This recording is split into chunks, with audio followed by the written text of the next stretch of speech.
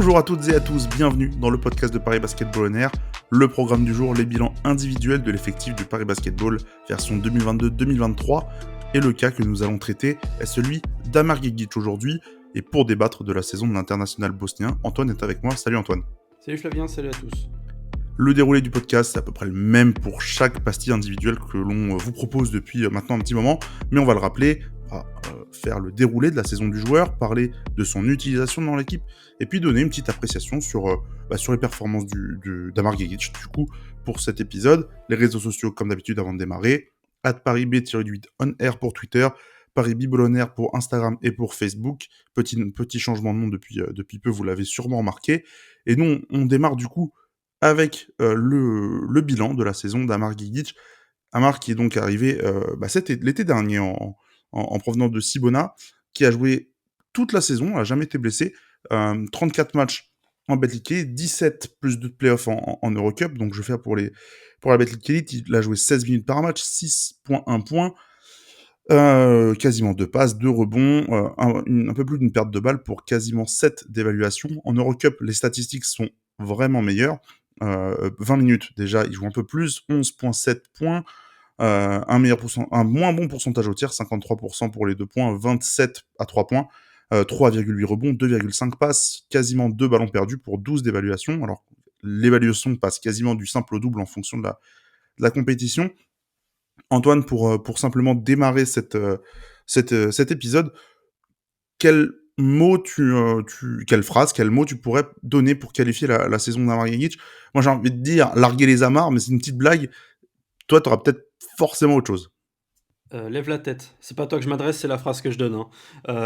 Si je devais m'adresser ou résumer la saison d'Amar Gegić, je m'adresserais directement à lui, ça serait, de lever la tête à certains moments. Ça va être expliqué au fur et à mesure de ce podcast pourquoi c'est limite un impératif est aussi, important pour moi pour, revenir sur la saison d'Amar Gegić et bravo pour cette vanne que tu viens de trouver à l'instant, j'imagine? Oui, oui, complètement. Je l'ai trouvé vraiment 2 minutes avant de démarrer. Et non, pourquoi larguer les amarres? C'est que, bon, vous l'avez entendu, si vous avez écouté un petit peu sur les derniers épisodes, que moi, j'étais pas spécialement pour conserver le joueur à la fin de la saison, en tout cas sportivement. Donc voilà, petite blague pour démarrer. C'est vrai que pour aller plus dans ce sens-là, du coup, Amar Gegić a très bien démarré la saison. Nous a fait forte impression, on va pas se mentir, sur les premières semaines, premiers mois de compétition où l'équipe cherchait à se trouver collectivement et de manière assez surprenante, lui que je trouve qui a besoin du collectif autour de lui pour être bon, trouvait justement de l'efficacité, de la production sur les minutes qu'il avait. Il jouait pas mal, il était pas mal responsabilisé.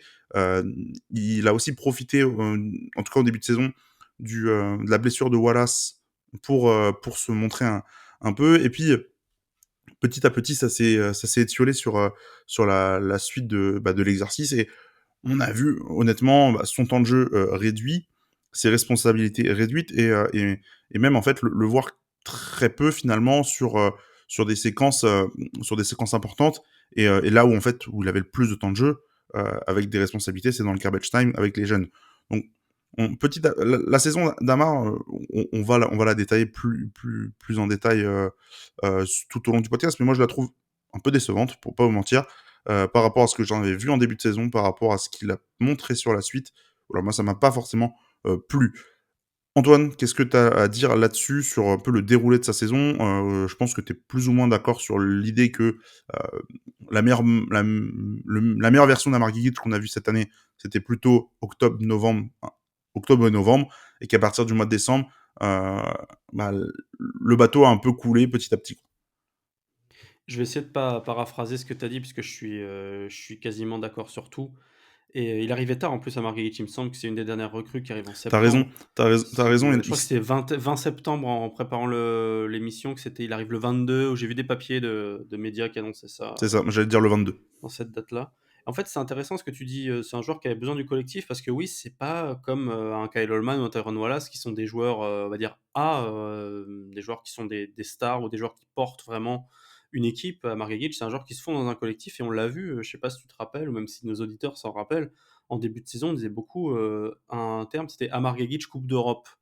C'est là où il a commencé, parce que, il a pris ses marques petit à petit, il a tout de suite été jeté dans le grand bain, il s'est jamais blessé et on a vu un joueur, on s'est dit: «Tiens, c'est un des rares qui a joué un petit peu de coupe d'Europe, une quatorzaine de matchs, tout ça» et ça rendait bien, en fait, ça rendait très, très bien, ce côté, se fondre dans un collectif, apporter, être clutch, être, gros défenseur, bon shooter. C'était ça au début, Marc Guigic et au fur et à mesure de la saison, on a vu un joueur qui a dû assumer un rôle de meneur backup qui était pas le sien et de ce joueur collectif, c'est en partie pour ça que je dis: «Il lève la tête» pour résumer sa saison. Est devenu un joueur, assez individuel, je trouvais, qui regardait vraiment ses pieds, qui, fonçait dans le tas, quand il y avait une opportunité offensive pour lui, ou alors qui faisait des passes absolument, dignes d'un autre sport américain qu'on nommera la NFL, le foot américain, pour pour se sortir de situation et mettre son camarade, son coéquipier dans la mouise. C'est pour ça que, en fait, la saison d'Amar Guegic, je trouve que tu l'as bien résumé et c'est un peu ce que je suis en train de redire, je pense, c'est qu'elle a bien commencé, pleine de joueurs européens classiques qu'on aime bien voir à un joueur extrêmement individuel, extrêmement, mal utilisé aussi peut-être. Pas que ça soit un mauvais joueur de basket, je pense que c'est un bon joueur de basket, mais très mal utilisé. Ça reviendra dans un second temps dans l'émission, ce que je pense de son utilisation et on va pas spoiler. Mais c'est en gros, c'est ce que tu as dit, le Guegic Coupe d'Europe est devenu un a été, remplacé totalement par le Guegic, Betclic Elite, individuel, mal utilisé, un peu trop perso et c'est vraiment dommage, je pense et un peu esseulé aussi, je trouve, dans cette équipe. Pour rajouter à ce que tu racontes, Amar Yelich aussi, il a vu pas mal de joueurs venir plus ou moins sur son poste, mais en tout cas sur les lignes arrières, lui prendre du temps de jeu, hein, que ça a été, Michael Roll pendant certes 3 matchs, mais évidemment on va parler de Chris Goulding, qui sera un des épisodes qu'on va faire, juste après. Hem, les recrutements en fait, principalement ont été faits sur les lignes, arrière et c'est peut-être là où ça a pêché aussi pour un Marc Guigic d'être, plus responsabilisé. On a vu des joueurs qui sont, notamment Goulding qui a été, mieux intégré dans l'effectif parce que son profil peut-être collait plus à ce que Will Weaver voulait développer comme basket et pour aller donc dans ce sens-là et avancer dans l'émission, on a l'habitude donc maintenant de vous parler d'au moins un moment fort dans la saison du joueur. Et en fait, les 2 moments forts que moi j'avais sélectionnés et celui qu'Antoine a sélectionné, sont tous en début de saison et sont tous en Eurocup. C'est pas, pour moi, c'est pas une, je pense qu'on se trompe pas en fait en disant vraiment que Amar Gigic a été beaucoup plus à l'aise dans la situation en Europe face à des formations internationales plutôt que face à la Betclic Elite, face à des clubs français. Moi, j'avais noté 2 matchs, c'est une séquence entre novembre et décembre où Amar Gigic contre Hambourg et contre Wrocław est à 27 et 26 d'évaluation, à peu près les mêmes stats, hein, 17-18 points, 7 passes, 6 rebonds, il y a un peu de tout. Euh, moi, c'est là où on l'a trouvé en tout cas le plus libéré. C'est un joueur plutôt athlétique, donc c'est un garçon qui sur transition aussi est plutôt, plutôt à l'aise. Mais, euh, mais à part moi, ces deux éclats, et celui d'Antoine dont on va parler juste pour dire, c'est le premier match de la saison en Eurocup contre Turk Telecom, où effectivement il fait un super match. L'Eval est un peu moins forte, il est à 17 d'éval. Par contre, il fait une, j'ai le souvenir en tout cas d'une partie et d'une importance vraiment cruciale dans le succès parisien ce jour-là.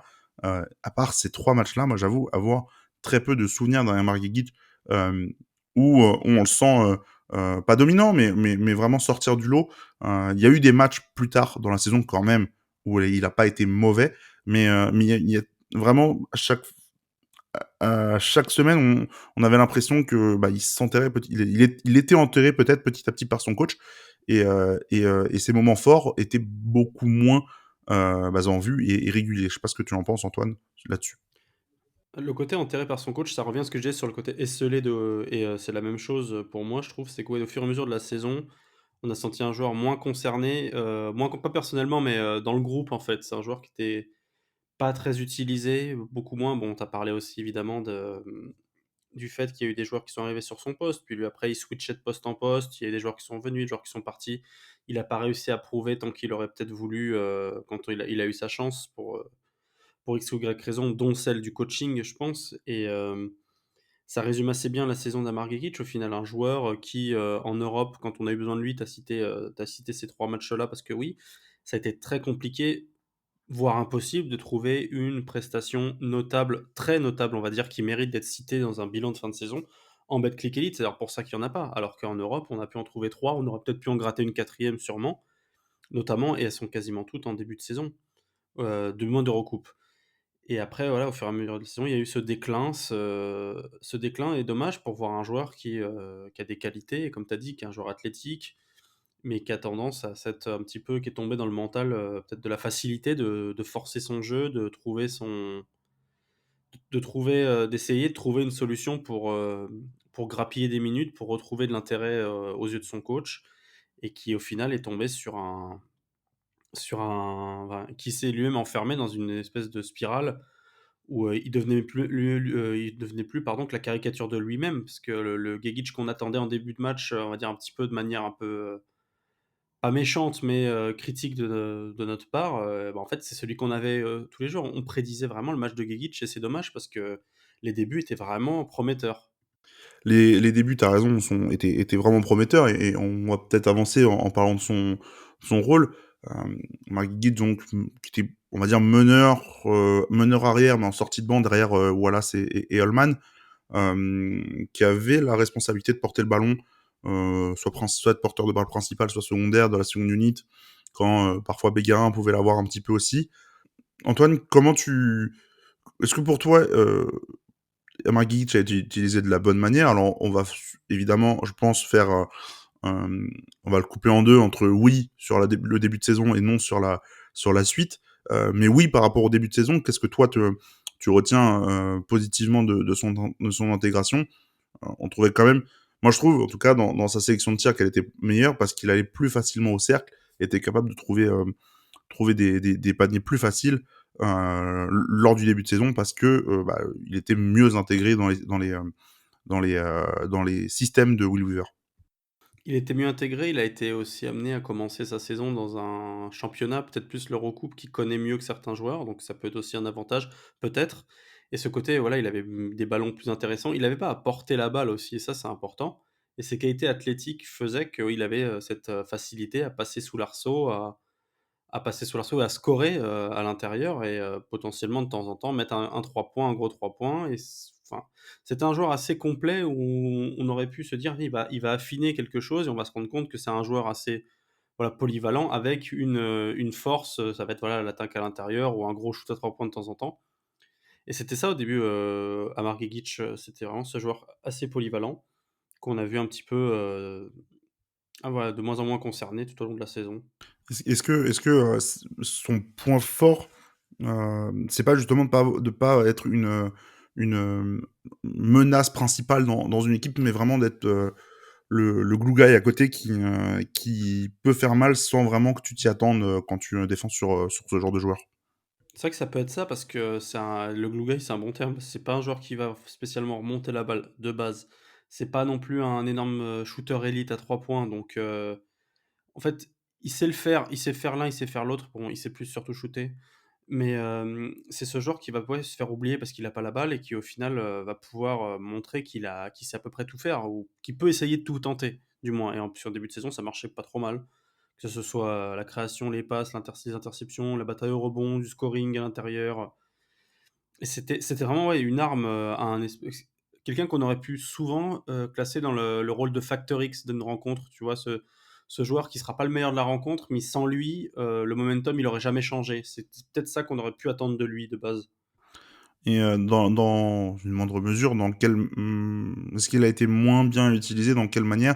Moi, j'avais noté plusieurs points. Bon, évidemment, il a eu moins de minutes, il a été moins efficace sur les quelques minutes qu'on lui a données, sur la deuxième partie de saison. Quand il était sur le terrain, donc il était beaucoup plus sur des garbage time où il était on va dire le porteur de balle numéro un et limite le joueur à qui tu donnes le ballon en premier.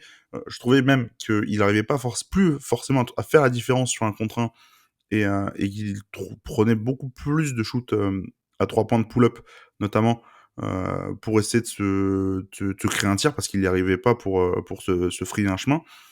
Je me dis aussi que quand il était sur le terrain avec les titulaires, le fait que Tyrone Wallace sur la deuxième partie de saison prenne vraiment l'équipe sur le dos et qu'on ait beaucoup d'ISO de sa part, bah, ça donne moins de ballons aussi aux coéquipiers, donc à Marguerite. Bref, est-ce que tu es d'accord avec ces points-là? Est-ce que tu en as d'autres pour donner un peu des arguments qui feraient que Marguerite n'était pas forcément très bien utilisé sur la deuxième partie de saison par Will Weaver? A été très mal utilisé, tu l'as même bien cité, au final, il y avait même plus de solution pour lui, il cherchait surtout la solution à se créer un tir, pardon, ou essayer de passer et quand il voyait que son défenseur, il marchait pas, c'était du forcing total, on en rigolait jaune, plusieurs fois on a ri jaune, pardon, plusieurs fois dans la saison où, quand on le voyait forcer son jeu, quand on le voyait comment il essayait de faire. Il avait 2 ou 3 moves, c'était un espèce de Eurostep, mais comme il était tellement bien défendu que ça marche pas, ou quand il ressortait la balle, ben, il ressortait la balle en catastrophe. De part, ça c'était quand il avait la balle, puis derrière, quand, il y a eu les jeux le jeu pardon donné à Tyrone Wallace et son jeu en isolation, bah, c'était même pas un catch and shooter dans un corner, c'était un joueur qui se contentait de faire tourner le bloc défensif en fait et qui était très peu servi ou alors quand il était servi, on en retournait sur le tir en catastrophe. Parce qu'il y avait cette sensation qu'il y avait 4 joueurs sur le terrain et lui et c'est pas de sa faute à lui, je pense là, c'est plus, du côté du coach, Ching peut-être, que, que ça s'est fait, qu'on l'a vite un petit peu, on l'a un petit peu oublié je trouve dans ce collectif-là. C'est peut-être d'ailleurs pour ça qu'il faisait plus que les garbage time à la fin et que pendant les garbage time, bah, il croquait comme pas possible parce que c'était ses seuls moments où il pouvait se montrer. Ouais, il croquait pas mal surtout qu'on était aligné avec les jeunes, on a fait la blague plusieurs fois, mais très peu donnait très peu le ballon justement aux petits à côté qui jouaient, des minutes encore moindres qu'à Marguerite et ça on l'a pas mal décrié sur toute la saison. Antoine, je te propose qu'on passe sur, l'espèce de conseil de classe. Comme vous en avez maintenant l'habitude depuis qu'on a commencé ces bilans individuels, quelle appréciation ou non tu vas donner à Marc Gigic pour sa saison 2022-2023? Je vais lui donner un avertissement, heu, parce que j'ai trouvé qu'il y avait des bonnes choses, j'avais commencé au premier trimestre, je me prends vraiment pour un prof.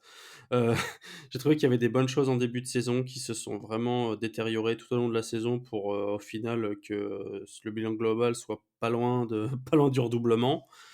Mais je trouve qu'il y a des qualités. C'est pour ça que je préfère c'est un avertissement, c'est pas une alerte maximale, quoi. C'est vraiment un avertissement que si ça continue comme ça, enfin, s'il est amené à rester ou quoi, on sait pas.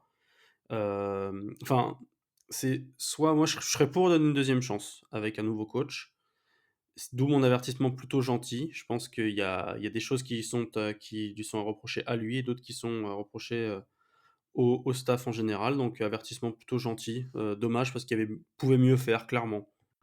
Ouais, moi je te rejoins sur la ligne de conduite. J'ai pas beaucoup hésité à donner cette notation, plutôt avertissement aussi de mon côté. Un poil plus dur parce que moi j'ai pas aimé sa saison, mais c'est après des biais que chacun entre nous avons. Voilà, bah, avertissement, parce on va pas dire blâme, parce que bon, il a quand même été très utile sur les matchs d'Eurocup et globalement, tu vois, son bilan en Europe, je trouve, lui sauve pas mal de choses et peut-être même lui sauve le fait d'être resté un an à Paris. Il avait signé un an, donc il est en fin de contrat avec le Paris Basketball, à voir s'il sera prolongé derrière avec bah, un nouveau coaching staff qui peut-être pourrait plus facilement l'intégrer, sait-on jamais. Mais moi, je pars aussi sur un avertissement de mon côté. Antoine, je te propose qu'on boucle cet épisode, sauf si tu avais un autre mot à ajouter.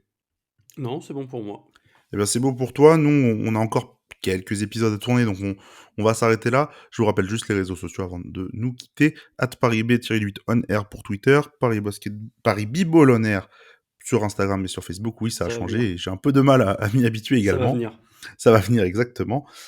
D'ici bah, dans quelques jours, vous allez retrouver le prochain bilan individuel que nous allons tourner là dans quelques minutes. Nous, prenez soin de vous et à donc à très très bientôt pour un nouveau bilan individuel. Ciao ciao. Salut!